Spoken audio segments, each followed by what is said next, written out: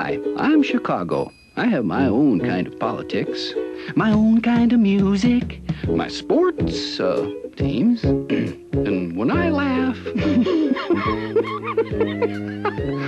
the whole world grins.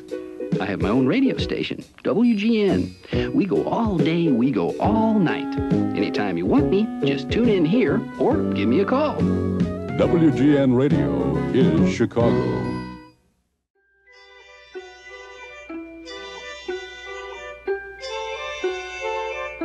WGN News is on the air. Here are the late news headlines brought to you by the Chicago Tribune. Vince Lloyd reporting. And now, here at Comiskey Park, the pitchers on the mound, the batters in the box. When you think back to radio during the 1940s, there are certain voices you will never forget, certain sounds. It's WGN's birthday party rolling right along.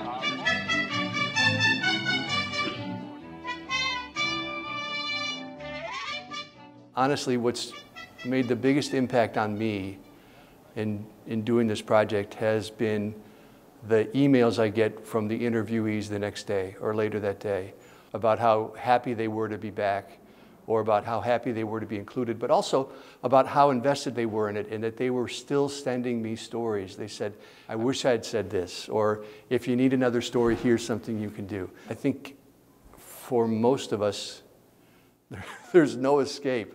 I mean, I think it sort of gets in your blood and it's there long after you retire or leave.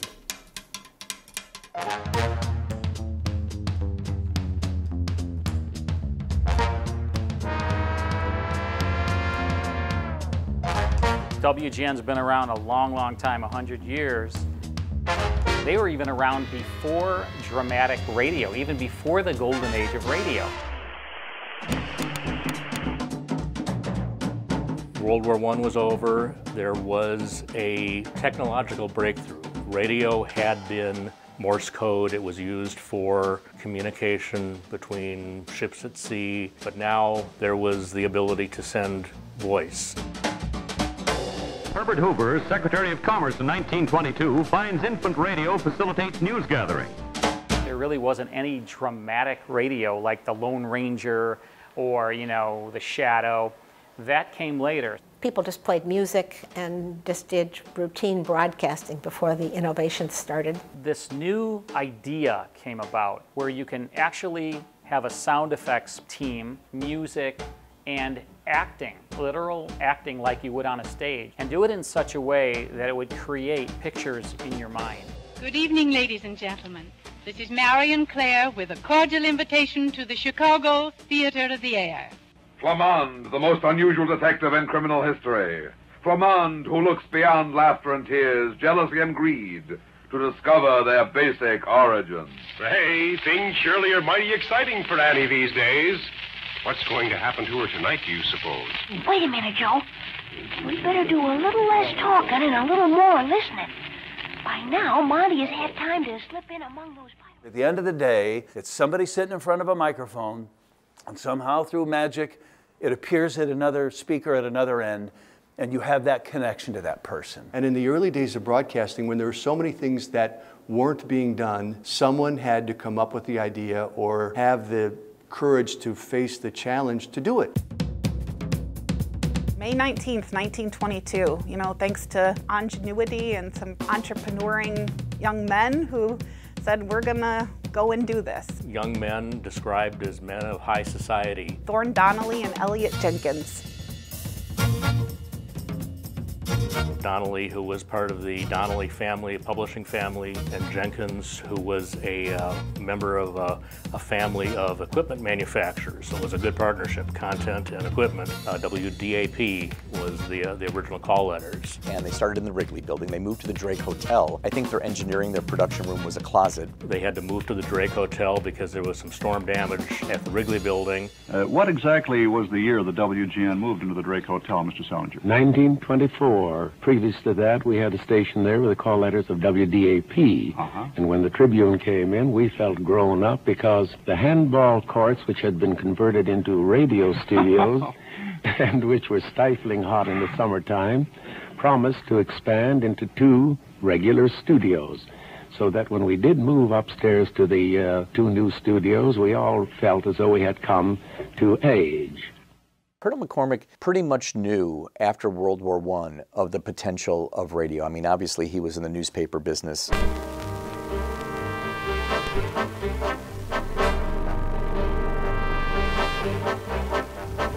And downstairs, how fast can you handle the paper? Just as fast as the shooters will bring it down. The Chicago Tribune, Colonel McCormick, had been doing some radio work on his own. All right, now go ahead.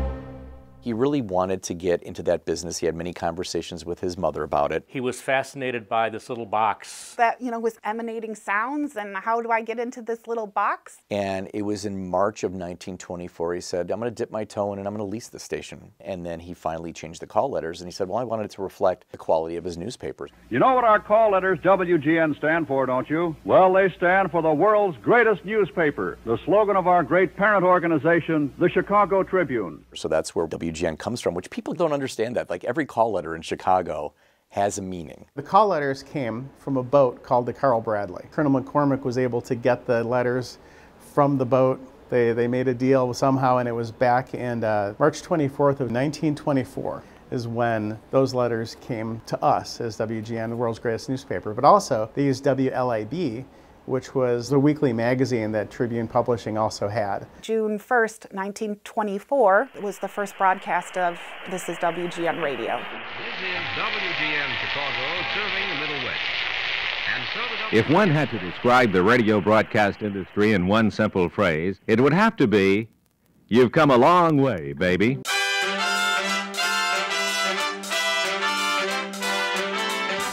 WGN was one of the founding members of the mutual broadcasting system, and the reason that was formed was really to compete. We've mostly been independent. Early on, we had affiliations briefly with CBS and NBC. They had more radio affiliates than even CBS and NBC. It grew to be a very big network. But Mutual was the big one in the 1930s that we were a part of. We were kind of the hub of, because it was WLW in Cincinnati, it was WOR in New York. It was a series of stations together that formed Mutual, so we all took our share in producing some great comedy and some great drama. This was so new, but by the mid to late 1930s, it became a format that every radio network was doing. They were dramatizing mysteries, detectives, comedy shows. A lot of syndicated entertainment programming. It was The Lone Ranger. It was The Adventures of Superman. Eventually, that, kind of went by the wayside, and we were live and local. As we do now, we had a lot of national coverage of big events that were happening, whether they were news events, sporting events, we covered them. We were the first station of note to carry what is now the Indianapolis 500. It was then known as the Memorial Day 500. We broadcast the Kentucky Derby. I think this is one of the cool things about this radio station, is that it was the first radio station to broadcast a live trial. We were the only radio station to send someone down to Tennessee to cover the Scopes monkey trial. 1925, I think it was. Tennessee had declared that you can't teach evolution. It was the law. It was the trial of the century. So we sent Quinn Ryan, our newsman, down to cover it. It was a part of the public service of the Chicago Tribune that we should spend as much as $1,000 a day to broadcast the famous Scopes evolution trial, where I went down a week ahead and kind of lined things up, and provide such services as even the Democratic and Republican conventions of 1928, which we broadcast independent of the NBC or CBS networks then extant. There were only 3 announcers at both conventions, Graham McNamee representing NBC's, Drew White representing CBS, and myself representing little old WGN. Talk about the remotes that some of these guys have done. WGN has always been a station that has stayed ahead of the curve when it comes to technology and when it comes to innovation. And really, because our reach was so deep with 50,000 watts, we could really get the message out there. But I think even though we had some syndicated programming, it was always local. And I think that's what still makes us in AM radio and any radio station very unique. Hello, welcome to the WGN Radio transmitter site. We're here on Rawwing Road. We're here on Rawwing Road in Elk Grove Village. 750 feet, Truscan steel, built in 1939. A lot of people have no idea what it is or what it does. And it's got 3 guy anchor points, it's got 120 radials. The signal leaves from here, it goes to Hancock. From Hancock, it goes to the transmitter site. From that tower, it goes across the country. The radials are wires that are buried in the ground from the center of the tower out 900 feet. They act as the other half of the tower. It puts signal out to the horizon, and that signal will go 250 miles along the curvature of the Earth, but it'll also hit the ionosphere and come back down 1,000, 1,500, 2,000 miles. And we would have people picking us up from Scandinavia late night. People write into us from Finland and Norway. So typically like March, April, May, I'll get a lot of people sending in notes from Scandinavia, from Sweden, from Norway. This is a letter we got from Sri Lanka, but this was a long time ago. Saying, hey, we heard you. What happens is the BBC turns off for like 10 seconds at midnight. And during that little hunk of time, people will listen and say, okay. And it's the wildest thing. I'll forward the audio to like David Jennings or whoever's doing overnight news and say, here's your voice. The signal gets out. Without the tower, we'd just be an internet radio station. We've got our networking gear, and we've got a lot of stuff that's old and a lot of stuff that's new. So this is a backup studio we have. So what we do is this board came from Studio A, from the first floor when we moved from the first floor to the 7th floor at the Trib Tower. We've got all of the current commercials and everything else in here, so we can still continue to broadcast from here if we need to with all of our current material. Here's our transmitter control. So you can see the antenna current meter. These are the transmitters. Main transmitter here. This is a DX50. How old do you think this chair is? Here's a drawer of meters. And who'd have thought you could find a telephone that doesn't even have a dial on it? So are we ready to do the bomb shelter yet or not? Or should we do? All right, head in.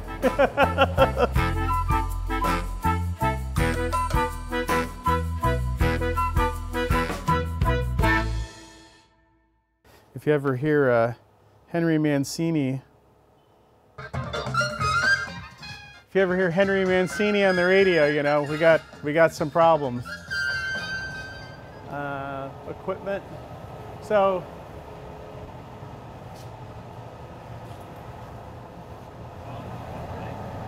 And it's a transcription machine.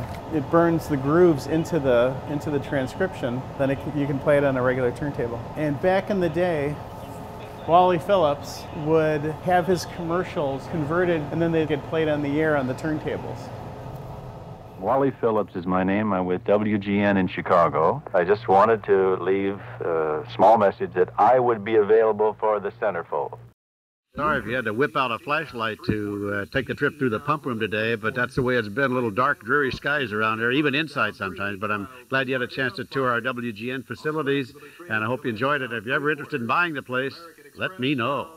Well, I was there a total of 41 years, but most impressive to our viewers and listeners, probably the 27 years I spent with Wally Phillips, 15 of those as producer for his morning drive time radio program. Wally Phillips was the man. I mean, the ratings that he had, the audience that he had for well over 20 years is legendary. Wally was always one to push limits. He said, we've got to be able to take calls on the air. There's not a lot of guys like him on the planet, and people connected to him. Even though there were phone capabilities, there was no 7-second delay to do any editing. There's no panic button that could take something out. He just pushed until we got it. Hello? Rich? How are you, Wally? I'm fine. Thank you for your time. I know what your day is like, so we won't keep you. I'm glad to do it. Well, we appreciate it. Thanks. Hold 1 second.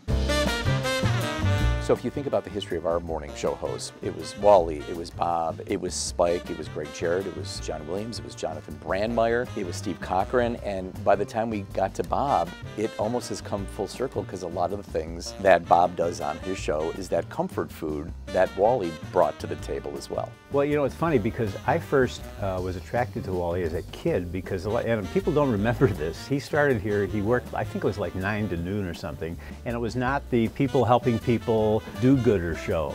It was Wally making prank phone calls, wacky comedic drop-ins, and playing comedy albums, and just being pretty nutty. One of Wally's setup calls, a man who said he was with the Newton Unger Technological Society, NUTS, N-U-T-S. This man with the Newton Unger Technological Society had a backpack, and it could jet people to work to their office buildings here in Chicago. One of the head people in Tribune Corporation called and said he'd like one.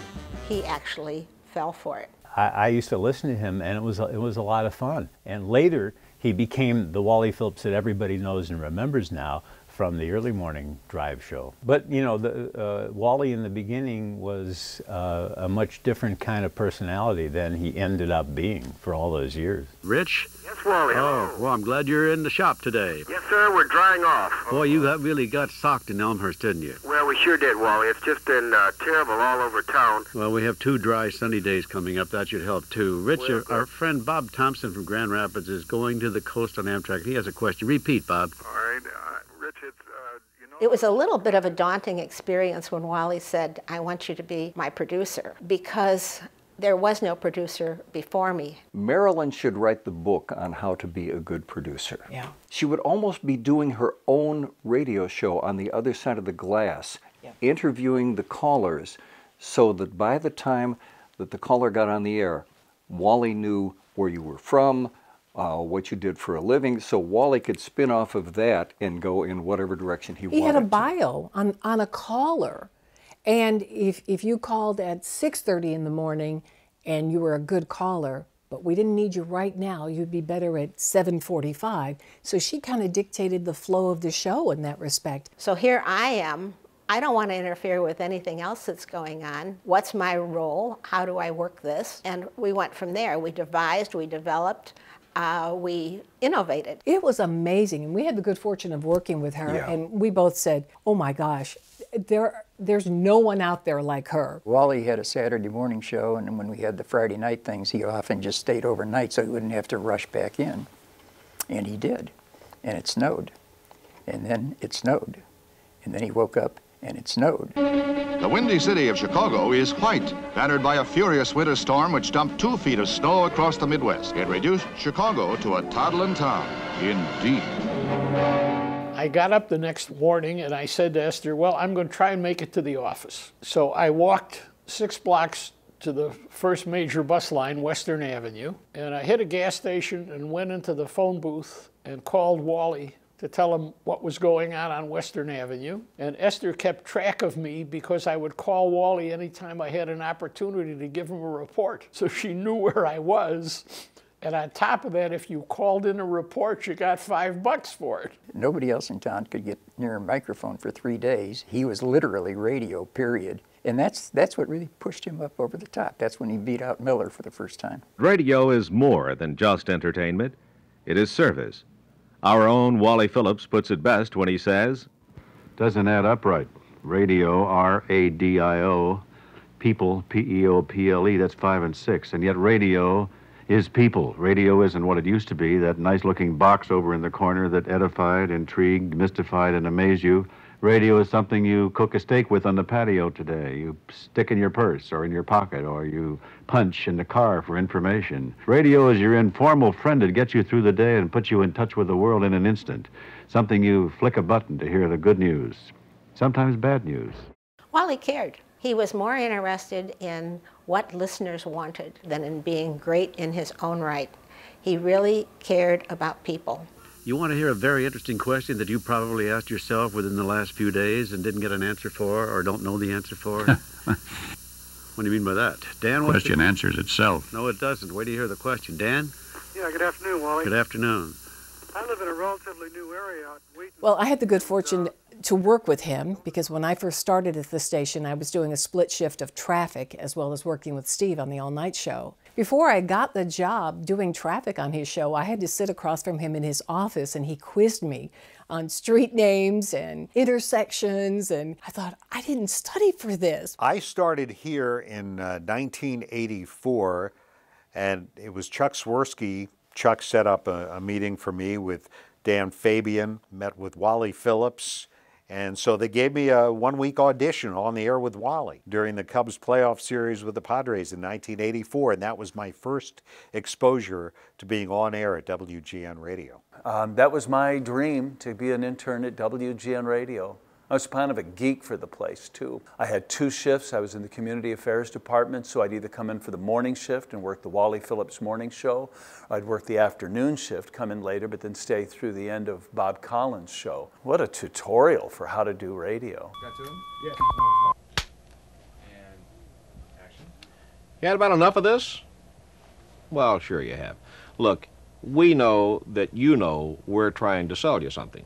We also know that you've seen enough of these pitches that no high-tech gimmickry is going to work. So why don't we do this? Let's save us some money and use some time. Just pretend it's one of those fancy promotional bits for radio stations and let your mind exaggerate about WGN a little bit. Don't worry about it. It can't be done. We try it every day. Wally just told us, as a matter of fact, that he was going to be pulling the pin soon. He didn't care all that much for 2 in the morning wake-ups. So we were looking for somebody capable of doing GN younger.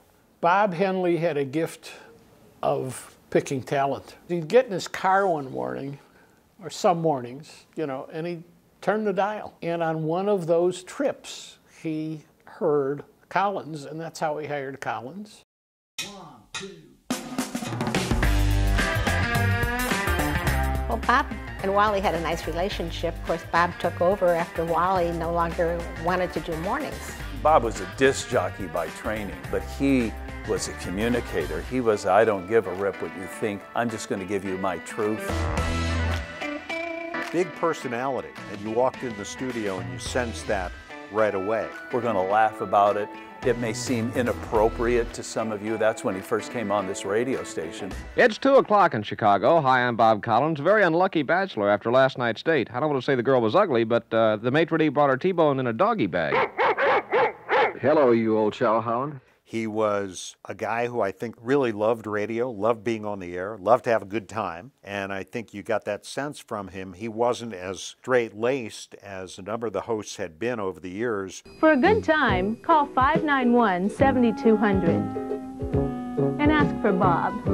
I agree with Bob about half the time. Really? That much? But I listen to him all the time. Hey, thanks for turning your knob to Bob. Bob Collins on Radio 720 WGN. Oh, my God. Ward Quall's turning over in his box. I mean, this can't be WGN. Good morning, Ron. Hey, how you doing? I'm all right. How are you? Good. I had a question I'd like to, somebody may have an answer to. If I don't know the answer, I'll be glad to make something up. Well, I make them up to myself, you know. Okay, right. Yeah, Bob was GN with a new twist, as in turn was Spike with a new twist on Bob, and on down the line. Here's my WGN ID card whisker test. Well, there's a couple up there. Nothing there. Spiker, oh my gosh, he's a man of many talents. You know, from his muster to his drawing to his piano playing, he is just a hoot to be with. And his favorite saying all the time is "whoopsie." If you didn't like Spike, you didn't like anybody. He was just as warm off the air as he was on. He was much deeper than I think a lot of people gave him credit. I always say, you know, I worked with so many guys in the morning. They all have big heads. They're all shaped differently. That's my thing. Spike was the only one that did not have a big head. He did not think that way of himself. He just wanted to be your everyday guy. Perhaps the telling difference in Spike O'Dell was he never bought the idea that Spike O'Dell was a big deal. You know, he never got impressed with himself. I would sit next to Tom Peterson in the newsroom, and I was always cracking one-liners off mic, which most people would not appreciate, Tom or Spike. But they both really were enthusiastic about it and let it grow. And from there, I kind of grew into a little bit of a personality on that show. Well, Dennis Rodman has a few problems. You know, let's talk about Mr. Rodman today. Yeah, now there's a headline. Oh, I agree. Well, there's different issues here. There's Rodman, who should be suspended for the rest of time. I mean, because they said, go to your room and we'll tell you when you can come out, right? Well, they said at least 11 games. Right, and then he has to go through counseling, meet with the commissioner, and then they'll determine if he's eligible to And come when back. you can act like a young man, then you can come back to our game. I have a better judgment for Rodman. Take him out to center court and let that guy come just kick him. Well, Spike is, what can you say about Spike except he and both Bob Collins were smart enough, I think, to just kind of keep the show the same way Wally had it. Wally Phillips, Roy Leonard, Bob Collins could not have been, nothing in common. I don't even know they particularly liked each other. But they were all so authentically themselves, it worked. He sort of was this gentle, wise voice that came into your kitchen. Well, the record companies are hopping on the jazz bandwagon, and if you tune in your radio, you can hear your favorites in new LPs that are all digitally re-enhanced. He read every book, he went to every play, he saw every movie, he never just sort of did it on the dodge. The playwright knows how to keep your interest with a quip or a startling situation. Santa Claus the movie is a fairly enjoyable bit of holiday entertainment. Tin Man is rated R for language and a couple of sexual situations, but it is an extremely entertaining adult film. There is a variety for the moviegoer this weekend. He was known for being an incredible interviewer. He was so prepared that he didn't need to have a script. I picked up the New York Times, was it last Sunday or the Sunday before, and it was so thrilling to see on one side of the open page a half-page ad for the Steppenwolf Theater production of Grapes of Wrath on Broadway. Roy Leonard with Paul McCartney for Rocker. Roy seemed like this really nice person on the air. He really was, and it showed. I don't think I ever heard Roy get angry. Even his manner of speaking was the same. He was just genuinely curious about people. He leaned into conversations. I don't know whether you folks lucked out or whether you, maybe you talked with Nancy Reagan's astrologer or something. He would just be chatting away about something, and it dawned on me later that that's a gift. I spent, many Saturdays with him, and he was always so kind to me, and he said, if you're honest with the audience and you endear yourself to them, you'll be here forever. And I will always contend that it's not our station, it's theirs, and we're just, sitting in the seat for a while. Oh, by the way, this is the Mr. Fix-It Show, sponsored, this hour of the Mr. Fix-It Show is sponsored by Ace Hardware. So I was a home builder, and I wrote a bunch of radio stations with this idea of a home improvement radio show. And I thought for sure it was going to be on public radio, but it was WGN Radio that actually responded. As I'm walking into the studio, first time I've ever been on the radio, walking in, there's Bob Collins, this legend, and he goes, "What are we going to call you?" And I said, "Well, my name's Lou Manfredini." No. And then Ann just goes, "Let's call him Mr. Fix-It." And then I sat down, and that's how it started. What makes it special is we're family. Aww. Yeah, it's nice. 720 AM WGN Radio is Chicago. Collins used to sort of unwind by grabbing a big orange and coming into my office for 10 minutes after the show. One morning he got to laughing so hard about something that he spilled the big orange on this god-awful couch somebody had bequeathed to my office. Suddenly, a card-carrying mogul, as big as they come in the business, walks in. He sits down and says, "If you two don't know who I am, you shouldn't be in this business." To which Collins responded, "We know who you are. You're the guy sitting in the orange pop." If you got to make a choice, hey. Yeah. All right. I ran a piece of sound from Kevin O'Neill, who was the Northwestern basketball coach at the time, and he was talking about somebody having the kahunas to do that in the game. We're gonna have a good basketball program. I don't know when the hell it's going to be, but I can assure you we're going to have a good. If we got 4 more guys of Wings caliber with Wings kahunas, we're going to have a chance to win. And so Bob stopped me. He said, "We need to hear that again. What did he just say?"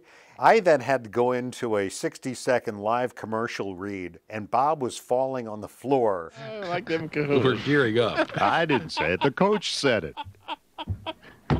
That may be the funniest tape I ever heard. It's okay. Sorry. America's about choices. Wait. Yes. I got to hear it one more time. Down the line, we're gonna have a good basketball program. I don't know when the hell it's going to be, but I can assure you we're going to have a good. If we got 4 more guys of Wings caliber with Wings kahunas, we're going to have a chance to win.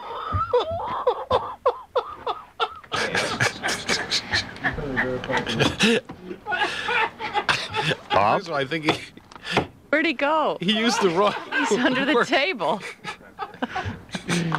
Yeah, get a couple of them Hawaiian cats out of here, man. I think he was confusing two languages there. He meant to use a Spanish neither of which was expression, but English. neither one was good. Oh, God. And he kept stopping me and replaying the audio. And he would do things like that. And when he got laughing, it was contagious, and everybody else in the studio would end up laughing right along with him. What it did for me was it kind of brought me out of my comfort zone a little bit, because I was always pretty buttoned up when I was on the air. Dave Bennett, WGN Sports. Okay, Dave. Yeah, you know, they didn't ask this in Sports Illustrated this month. No. What do you think the average guy would say? The average guy. The first thing I'd like to do when I get home is make love, eat or go sleep. I'd say A would be the answer. Make love. Okay. That's the average guy. The average guy. Steve, what do you think the average guy would say? A. What were the percentages on making love first thing? Percentages were women 52%, guys 71. Ah, okay. Half of the women and 3/4 of the men said first thing when they come home, if they got their way. No, it'd be over half of the women and under 3/4 of the men. Yeah, 2% over and under. Well, I mean, if you're going to skew it, I'll skew it. Okay, so fine. and then the next question, Steve, is over or under? Was that in the survey? No, it's our survey. Okay, Dave, do you want to go? Yeah, I think it's time. Okay. One of the real negatives that we had at the time was we didn't have any females on the air. We're Kathy and Judy on Radio 720. What's our station? WGN. That's what you're listening to. Kathy and Judy were unique in that it was two women doing a major daytime show. That didn't happen much 20 years ago. It doesn't happen much today. It should happen more often. Well, it's two women. Two women, you know, I mean, girl power. They were just natural. They weren't pretentious. They would say things and do things that men couldn't believe they were saying, and then they couldn't wait to hear what was next. Sex Thursday. Concubitus, Latin for lying together. For Nero, there was nothing like a little fiddling and concubitus to make it a great night. They brought everything about women and older women to the center, you know, where you could just bring out any subject that were like taboo on some of the programs. They didn't care. They would say before the segment started, okay, turn the radio off if you have children who don't want to hear us talk about sex, which was a good way of saying, turn the radio up, we're going to talk about sex. I would cower on Sex Thursdays. I'm like, I don't want to talk about anything about this, so I would like hide under my desk or whatever, but they brought so much fun. My relationship with Kathy and Judy was probably among the most honest relationships I've ever had in my life. They were my second and third wife. I keep using the word generous, but they let me sort of spread my wings on that show. Kathy and Judy are must-hear radio, especially for guys. The way Steve Bertrand stands up to them. This is Steve, and he's standing up. Steve will say, now that's not what you said last week. They're not very consistent. Yes, we are. No, we're not. Kathy and Judy on Radio 720 WGN. There'd be times where I'd disagree with them and they'd just say, oh, shut up, Steve. And then they would encourage listeners. The listeners would call and they'd say, shut up, Steve. Bertrand from Berwyn is nodding his head. Yes, are you from I Berwyn? have a date to go do this. We're going to go to Zydeco. He's 8 feet tall, and you're what? Oh, I want pictures of this. Wait, does that bother you, Steve, to Zydeco with a short girl? Huh? Wait, you can just take the rest pen your out of your head on mouth. his Not belt a buckle. bit. Okay, not a bit. We had a manager that was new to the radio station, and he didn't know the room, or he should have. But I remember he went into their office and sat on their sofa, and he said, okay, so, you know, what are we going to do? What do we need to do to, you know, make Kathy and Judy like they weren't already pretty good? And Kathy said, well, you should leave us alone. I wasn't in the room, but I've heard that story, and I 100% believe it, because that's what they were like. They had so much confidence. I mean, there were times when we were on the air talking about things, and we were arguing. I mean, we were fighting, and it was all great. I mean, it was, you know, we got over it quickly, but it was a very honest radio show. Kathy and Judy, I did their conventions, the Kathy and Judy conventions. All right, we are ready to begin the Camp Kathy and Judy Friday night talent show. And our judges, of course, would be none other than our cherished office husband, Steve Bertrand and both his knees. I traveled with the Bears in the late 80s, so when they were still the rock star sort of Bears. Nothing compared to the Kathy and Judy convention. There were 1,800 ladies that came, their girlfriends. We had sponsors partake in them, and anything from a Botox doctor being there to maybe a little craft thing or whatever. I mean, the girls, they loved it. And I'm not kidding you, we would walk through the crowd in the ballroom. By the time we got to the other side, we could not see because of all the flash bulbs that had been going up. It was unbelievable. Radio 720 WGN Chicago. Time for the Kathy and Judy Show. I saw something in Redbook magazine. One of my favorites. Yes, right. It's guys confess the sexiest gift she ever gave me. And one guy says, she arranged a 3-day trip to a beautiful bed and breakfast.